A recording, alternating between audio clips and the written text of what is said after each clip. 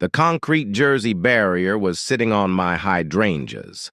It weighed 2 tons, maybe 3. The HOA put it there. I stared at it from my front porch, coffee cup cold in my hand. My truck was trapped in the driveway. My wife was crying in the kitchen. That was the moment I decided I wasn't just going to sue them. I was going to dismantle them. I bought the corner lot in 2019 because of the access road.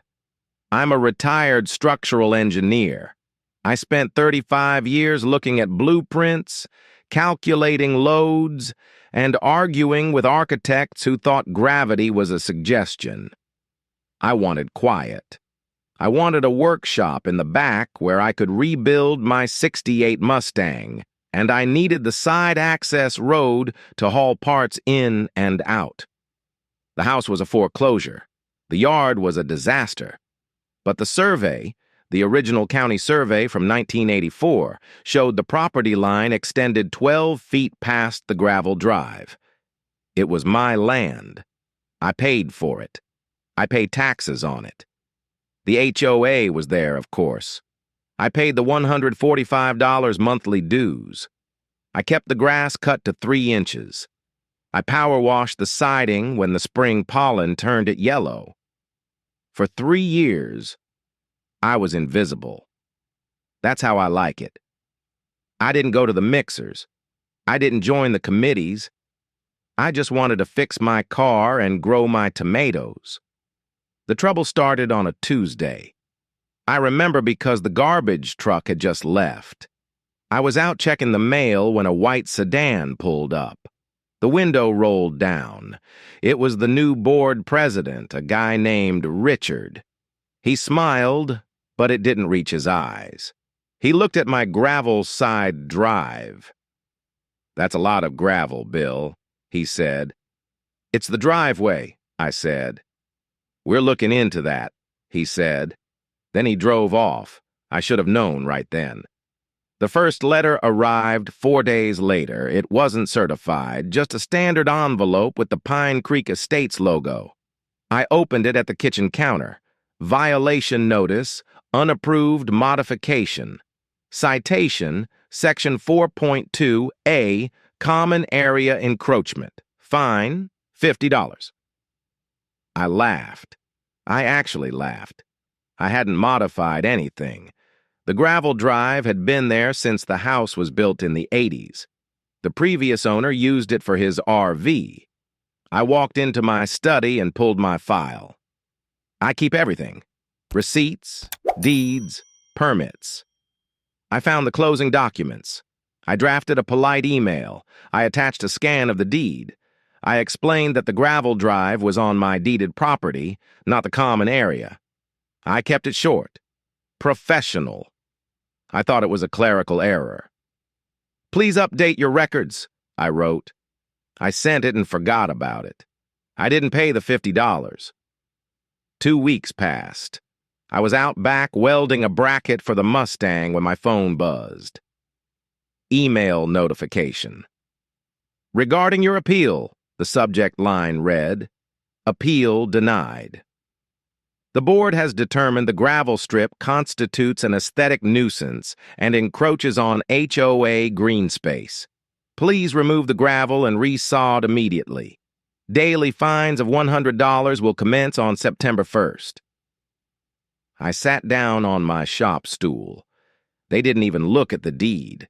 They didn't care about the legal description. They just wanted the grass. September 1st came. The fines started posting to my online portal at 6 a.m. sharp. $100, $200, $300. I went to the next board meeting. It was in the community center basement. It smelled like bleach and stale cookies. Richard sat at the head of the table. He was wearing a polo shirt tucked into khakis. He looked like every middle manager who had ever denied my vacation time. There were 4 other board members, but Richard did the talking. "Mr. Henderson," he said, looking over his glasses, "we received your, correspondence. It wasn't correspondence, I said. It was a deed. The developer's map shows that strip as a drainage easement, Richard said. That makes it HOA responsibility. You can't park on it. You can't have gravel on it. An easement doesn't mean you own it, I said. My voice was steady, but my hands were tight under the table. It means you have access rights for utilities. It's still my land. We disagree with your interpretation, he said. He tapped a folder. Our legal counsel has advised us that we have the right to secure common areas. Secure? I asked. To prevent unauthorized use, he said. I looked around the room. Nobody made eye contact. They had already decided. The next day, a landscape crew showed up. They didn't touch my property, but they staked out a line right along the edge of my gravel. They spray-painted orange marks on the grass. I received a new letter. Fine update. $1,400 outstanding. Violation, failure to comply. Action. Required, cease all use of the access road immediately. I walked the property line that evening. I paced it out. I knew I was right. But being right doesn't matter if the other guy has a stamp and a lawyer on retainer. I felt that heavy feeling in my gut. The one that tells you this is going to get expensive. I stopped arguing. I started working. I went to the county recorder's office on a Thursday morning. I took a vacation day to do it. The clerk, a woman named Sarah, who looked like she'd seen everything, helped me pull the original plat maps from 1982, 1994, and the revision from 2005. It cost me $42 in copy fees. Then I hired a licensed surveyor. Not the cheap one the real estate agents use. I hired a forensic surveyor I knew from my commercial days, a guy named Miller. He charges $2,500 a day, and he doesn't make mistakes. They're claiming this is common area? Miller asked. He was setting up his total station, looking through the site. That's the claim, I said. Miller checked his data collector. He laughed. It was a dry, dusty sound. They're off by 14 feet, Bill. The developer shifted the road in '94. This entire strip is yours. Fee simple. The easement is for stormwater, underground only. Surface rights are yours. Can you certify that? I'll stamp it with a seal that weighs more than their president, Miller said. It took him 3 days to finalize the report. In those 3 days, the fines hit $3,800. My wife, Ellen, was getting scared. Just pay it, she said over dinner. We can park in the main driveway. We don't need the shop access. It's not about the parking, Elle, I said. It's about the land. If we give them this, next year it's the fence. Then the shed. She didn't answer. She just cleared the plates a little too loudly. I slept on the couch that night. I stared at the ceiling fan and wondered if I was being a stubborn old fool. Maybe Richard was right. Maybe I was just an old man yelling at clouds. Then I found the invoice. I was digging through the HOA's financial disclosures on their website. They're legally required to post them. I saw a payment to Greenscape Solutions for $4,200. The memo line said, barrier installation, 124 Oak Creek, 124 Oak Creek, my address. They weren't just fining me. They were spending my own dues money to block me out. It happened on October 12th. I had gone to the hardware store for copper piping. I was gone 45 minutes. When I turned onto my street, I saw the flatbed truck. It was idling in front of my house. The crane arm was retracted. And there they were, 2 massive concrete Jersey barriers, the kind they use on highway construction zones. They were placed diagonally across my gravel drive, not on the street, on my land. They blocked the Mustang. They blocked the gate to the backyard. One of them was crushing the edge of Ellen's hydrangea bed. Richard was standing there with a clipboard. He was smiling. I put the truck in park. I sat there for 10 seconds. My heart was hammering so hard I could feel it in my teeth. My truck is a 1-ton diesel. It has a reinforced steel bumper. I did the math in my head instantly. Force equals mass times acceleration. I knew I could move them. I knew I could shove those barriers right into the middle of the street. I gripped the steering wheel until my knuckles turned white. I looked at the bumper. Then I looked at Richard. I took a breath. Then another. I didn't shift into low gear. I didn't hit the gas. I didn't yell. I got out of the truck. I walked up to Richard. "You're on my property," I said. "Common area," he corrected. "We're securing the perimeter to prevent liability. The fines have reached $5,000, Bill. We had to act." "You have 1 hour to move them," I said. "Or what?" Richard asked. "You'll sue us? Go ahead. Our insurance covers legal fees. See you in court in 2 years. He turned his back on me. He actually turned his back. He thought he had won. He thought this was a civil dispute. He thought the police would come out, say, "It's a civil matter," and drive away. He was wrong. I wasn't calling the police for a civil dispute. I walked into the house, past my crying wife, and went to my desk. I picked up the phone. I didn't call a lawyer. I called the county sheriff's non-emergency line, but I didn't report a property dispute. I reported a blockade of a fire access route and grand theft of real property. Sheriff's Deputy Miller, no relation to the surveyor, arrived 40 minutes later. He was young, maybe 30. He looked tired. Richard was still there, waiting for the show. He walked up to the cruiser before the deputy could even get out. "Officer," Richard said, using that fake friendly voice. "I'm the HOA President. This is a civil dispute regarding common area maintenance. We have the authority to—" The deputy held up a hand. He didn't look at Richard. He looked at the barriers. Then he looked at me. "Sir, are these your barriers?" the deputy asked me. "No," I said. "They were placed here an hour ago without my permission." "It's HOA property," Richard interrupted. "We have the right to restrict access." I walked over to the deputy. I didn't scream. I handed him the rolled-up document from my surveyor. "Deputy," I said, "this is a certified survey stamped 3 days ago.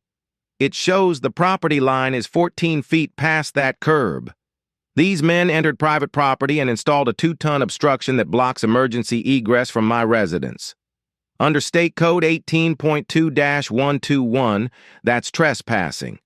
Under Code 46.2, it's illegal blocking of a private driveway." The deputy unrolled the map. He looked at the stamp. He looked at the metal pins Miller had driven into the ground, clearly visible 5 feet beyond the barriers. He looked at the barriers again. Then he turned to Richard. The look on his face changed. The boredom was gone. "Sir," the deputy said to Richard, "did you authorize the placement of these objects?" "Well, yes. As the board president, I—" "Do you have a court order allowing you to seize this property?" "We don't need a court order. The CC&Rs state." "The CC&Rs are a contract," the deputy said. "This survey is the law. You have blocked a private residence. That is a criminal offense." Richard's face went pale. "Now, wait a minute. We can discuss this." "We aren't discussing it," the deputy said. He put his hand on his radio. "You have 2 options. Option A. You get that flatbed back here right now and remove these. Option B.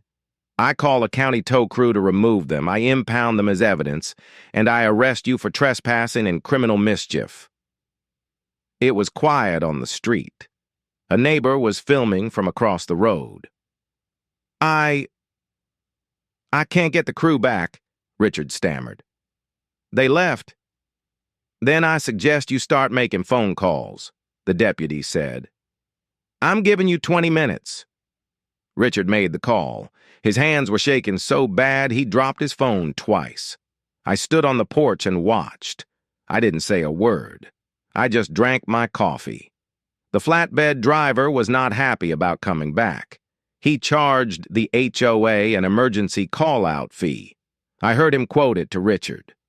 $1,200, plus the original installation fee, plus the rental fee. It took them an hour to rig the barriers and hoist them back onto the truck. The deputy stayed the entire time. He leaned against his cruiser, arms crossed, watching Richard sweat. When the last barrier was lifted, the hydrangeas were crushed flat. The gravel was gouged deep. The deputy walked over to me. "You want to press charges for the damage?" he asked. I looked at Richard. He looked small, defeated.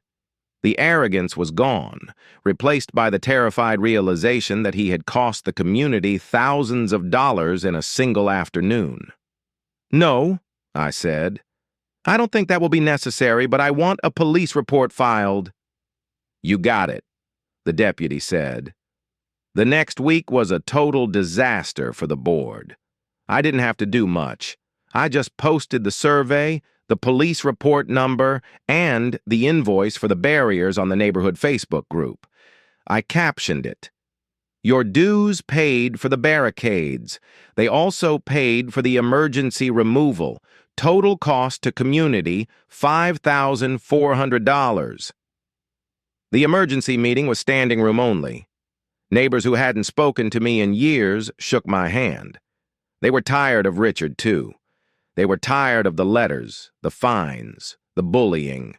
The vote was unanimous. Richard was removed. The entire board was recalled. The new treasurer, a nice woman named Linda, cut me a check for my legal fees and the cost of the surveyor, $3,142. She also voided the $5,600 in fines. "We're sorry, Bill," she said when she handed me the check. "We didn't know." "You knew," I said. "You just didn't care until it cost you money. It's been 6 months. The gravel is raked smooth. I fixed the ruts myself.